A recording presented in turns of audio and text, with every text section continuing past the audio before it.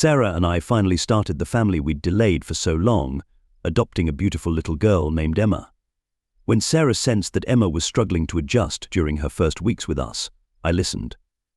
Her gentle approach to building trust proved more effective than my action-oriented solutions. He was right.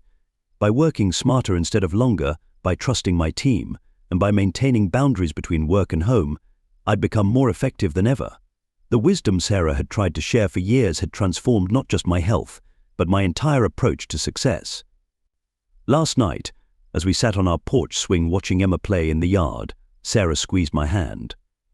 "Your heart's steady," she said, smiling, "strong and even. Just like our love, steady, strong, and finally in perfect rhythm." The Miller merger, which I'd once thought would define my career, became a footnote in a much richer story. Under the new wellness initiatives, our firm's productivity actually increased while turnover decreased. Turns out, well-rested employees with work-life balance make better decisions than exhausted workaholics. "You've changed," Martinez commented during a lunch meeting that actually ended at a reasonable hour. "But the old David wouldn't believe how much more you accomplish now." The changes in my life went far beyond physical health. I'd learned to read my body's signals and, more importantly, to trust Sarah's intuition about them. Our marriage had deepened into a true partnership, where her wisdom carried as much weight as my business experience.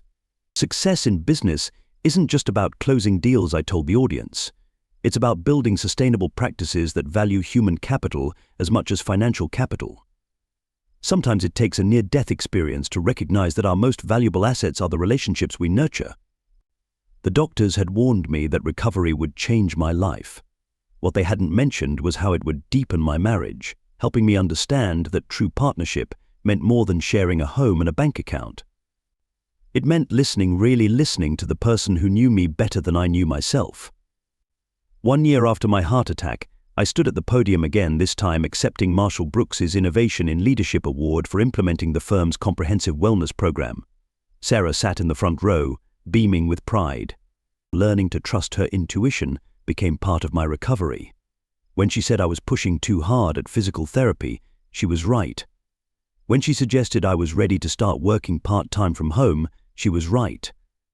When she noticed I was getting too invested in a new project and gently reminded me to check my heart rate monitor, she was right. Sarah had always been my heart's guardian. It just took nearly losing that heart for me to realize it. I started noticing other things. She'd always seen the tension in my shoulders that preceded a migraine, the subtle signs of exhaustion in my team members' faces, the way stress affected my digestion. Sarah had been reading these signals for years while I barreled ahead, convinced I knew better. "Because I love you," she said simply. "Because I pay attention. Because some things are more important than quarterly reports."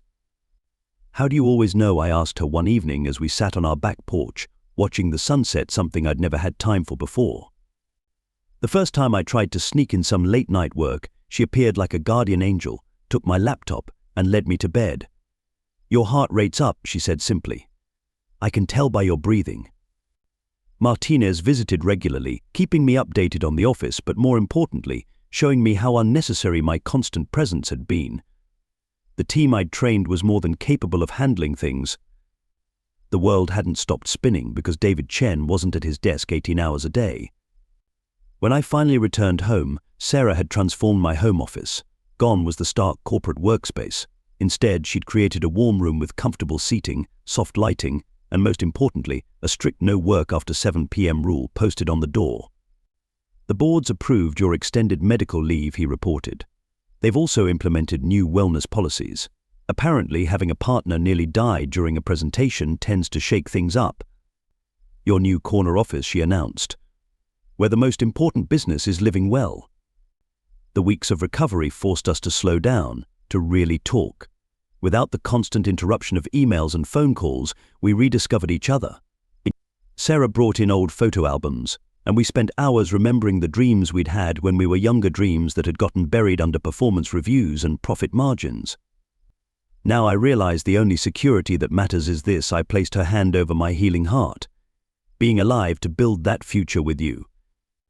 I thought we needed more security first, I admitted. Another promotion, a bigger house, a better school district. I kept moving the goalposts. I never wanted mountains moved, she said softly.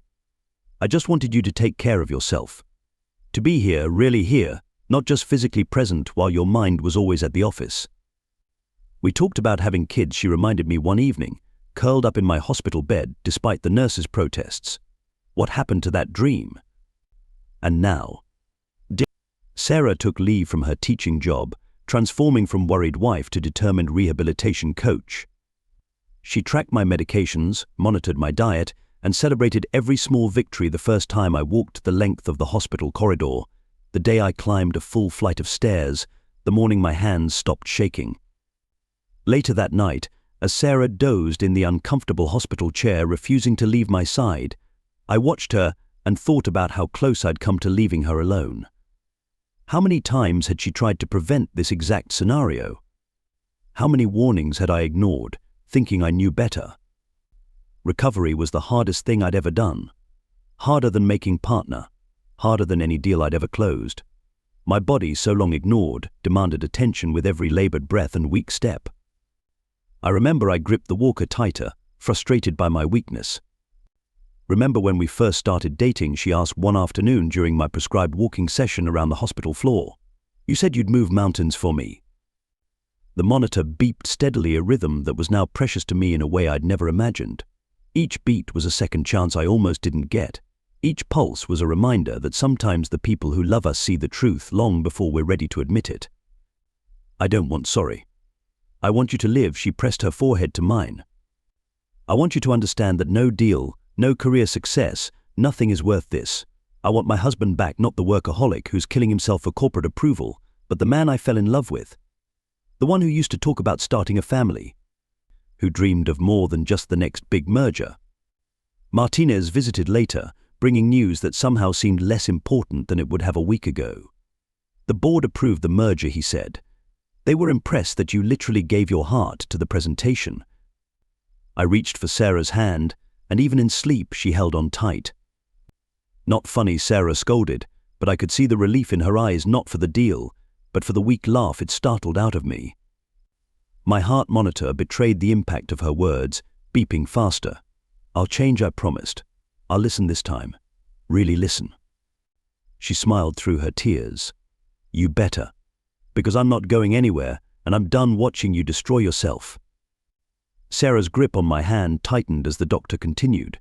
The extreme stress levels, combined with untreated high blood pressure and what appears to be months of warning signs, he shook his head. Frankly, you're lucky to be alive. Your wife's instincts about your symptoms were spot on. If this had happened anywhere but in a room full of people who could immediately call for help. The deal is the least of your concerns right now, the doctor said firmly. You need extensive cardiac rehabilitation. Your heart sustained significant damage. Recovery will take months, and you'll need to make major lifestyle changes. After he left, Sarah smoothed my hair back from my forehead, a gesture so tender it brought tears to my eyes. I almost lost you, she whispered. Do you understand that? I almost became a widow because you were too stubborn to listen. I'm sorry, I managed, the words wholly inadequate for the fear I'd put her through. Dr. Matthews entered then, flipping through my charts with a grave expression.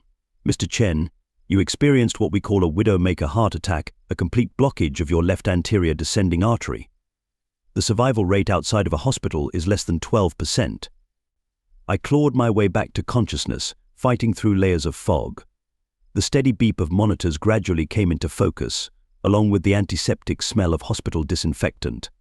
Sarah sat beside my bed, her hand clasped tightly in mine, her face pale with exhaustion. The Miller deal, I croaked, earning disapproving looks from both Sarah and Dr. Matthews. 3 days she helped me sip some water. You had a massive heart attack in the middle of your presentation. If Martinez hadn't started CPR immediately, she broke off, wiping tears. They had to restart your heart twice in the ambulance. I floated in a strange, timeless space. Memories flickered past like scenes from an old movie. Sarah on our first date, laughing at my terrible jokes. Our wedding day, her eyes shining with tears as she said I do. Countless mornings of her watching me rush out the door, worry etched on her face. So many moments I'd taken for granted, so many warnings I'd ignored. But you're the most stubborn man I've ever loved, she whispered, noticing my open eyes. how my throat felt like sandpaper. How long? The proposed merger represents a unique opportunity, I began, clicking through my meticulously prepared slides. The words felt thick in my mouth, my vision blurring slightly at the edges. I loosened my tie, trying to focus. The last thing I saw was Martinez lunging forward to catch me as I fell. The last thing I heard was someone shouting for an ambulance. The last thing I thought was Sarah was right. A voice cut through the darkness. Stay with me, David. Please stay with me. Sarah. Always Sarah. I gripped the podium tighter, forcing myself to continue. As you can see from these projections, the room tilted sideways. My left arm went numb, a searing pain shooting through my chest like molten lead. Then everything went dark. Mr. Chen, someone's voice seemed to come from underwater. Are you all right? Thursday morning arrived with an oppressive weight in my chest that no amount of antacids could touch. My shirt was already damp with sweat as I stood before the Miller Industries boardroom, 30 pairs of eyes fixed on me expectantly. Sarah's voice echoed in my head, you might not make it to Thursday. She left me standing there, staring at my reflection, at the grey pallor of my skin, the sweat beading on my forehead, the subtle tremor in my hands. For the first time, I felt a flicker of fear. Not for my career or the Miller deal, but for what I might lose that no business success could ever replace. I didn't know then how wrong I was. I didn't know that Sarah's intuition, her desperate attempts to make me listen, would prove prophetic sooner than either of us imagined. I didn't know that sometimes the people who love us can see the truth we're too blind to face. Sarah stepped back, wiping her eyes. What I need is my husband alive. She walked to the door, then turned back. You know what the worst part is? When they ask me at your funeral why I didn't make you see a doctor, I'll have to tell them I tried. I tried so hard, but you wouldn't listen. I straightened my tie, popped 2 antacids, and headed to the office. The Miller presentation wouldn't write itself, after all, and I had promised Sarah just 3 more days. But I pushed the fear aside. Just 3 more days. I could hold on for 3 more days. Don't tell me you're fine. Don't tell me it's just stress. Don't tell me about the merger or the board or your career. She stepped closer, placing her hand over my heart. Tell me why this deal is worth dying for. Tell me why it's worth making me a widow. Tell me why it's worth throwing away our chance to start a family. Just 3 more days, I pleaded. Let me close this deal, and then I'll see any doctor you want. I'll take a vacation. Whatever you need. My heart stuttered beneath her palm, a painful, skipping beat that I couldn't deny. The room swam slightly, and I had to brace myself against the counter. The meeting with Miller's board is Thursday, I said finally. The most important presentation of my career. After that, I promise.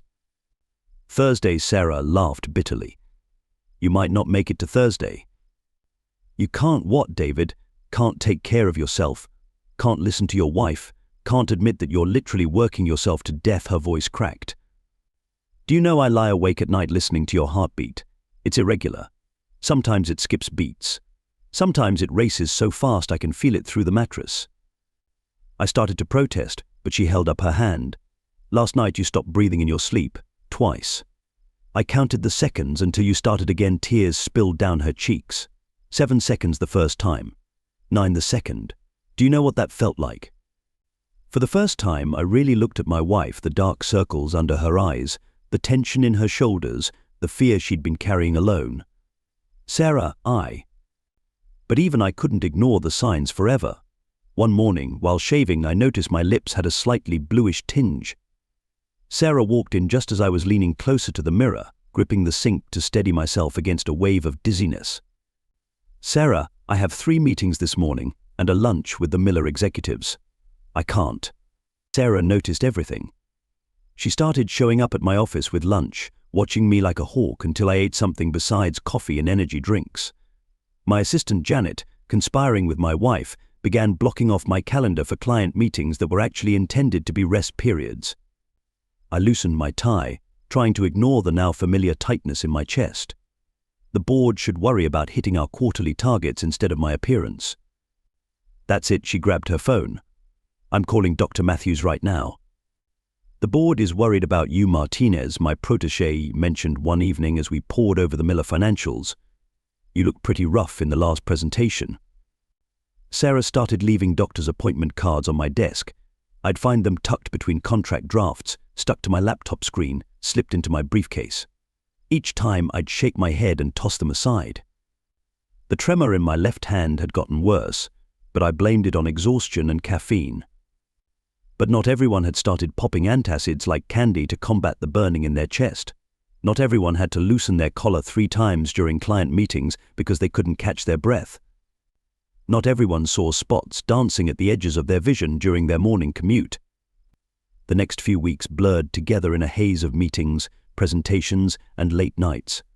The Miller merger consumed every waking moment, and there were many waking moments. Sleep became a luxury I couldn't afford. The look she gave me, equal parts love and frustration, would haunt me in the weeks to come. If I'd known then what I know now, I would have listened. I would have seen that behind her quiet concern lay a wisdom I was too ambitious to recognize.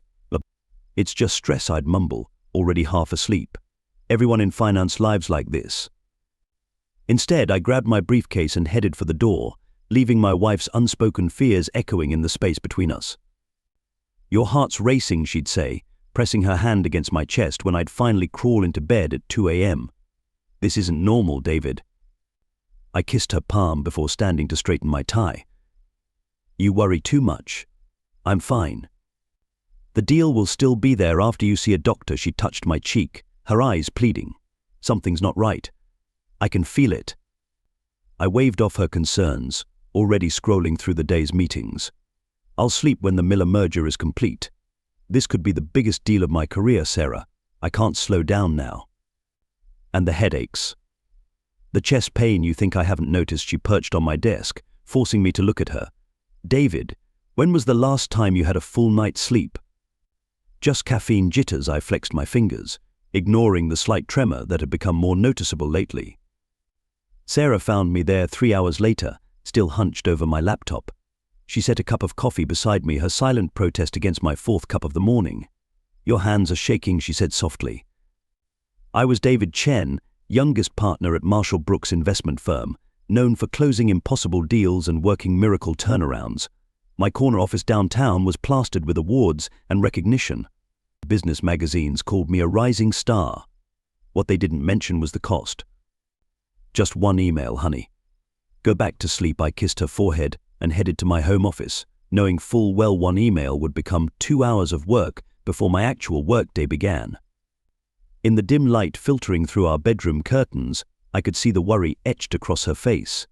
At 45, Sarah was still as beautiful as the day we met in college, but lately, stress had carved new lines around her eyes, lines I pretended not to notice. "David, please. Come back to bed." The relentless buzz of my phone pierced through the pre-dawn darkness. Another client crisis. Another emergency that couldn't wait until morning. I slipped out of bed, careful not to wake Sarah, but her hand caught my wrist.